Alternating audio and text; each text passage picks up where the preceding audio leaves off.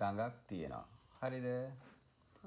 තොටුපළක් තියෙනවා. ගඟට බහින්න තොටුපළක් තියෙනවා. මේක තමයි තොටුපළ.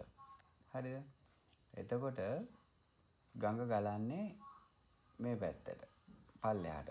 හරිද? ගඟට බහිනවා පීනන්න බැරි කෙනෙක්. එයා එතකොට මොකක්ද වෙන්නේ? පල්ලෙහාට ගහගෙන යනවා. හරිද?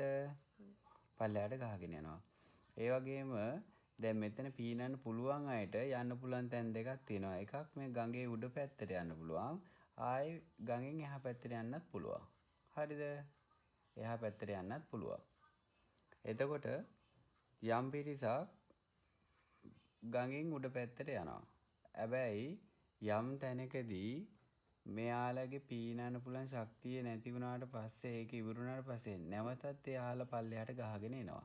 තේරුණාද? ඔව්. එහෙනම් මේක ධර්මයට අනුව මෙන්න මෙහෙමයි. ඒ කියන්නේ මේ තොටුපොළ තමයි මේ තියෙන මනුස්ස ලෝකය.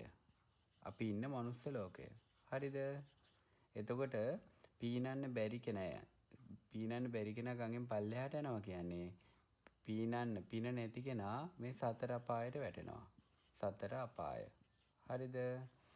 පීනන්න පුළුවන් කෙනා මේ පැත්තට යන්න පුළුවන්. ගඟෙන් ඉගටට යන්න පුළුවන්. නමුත් සමහර අය ගඟෙන් උඩට යනවනේ.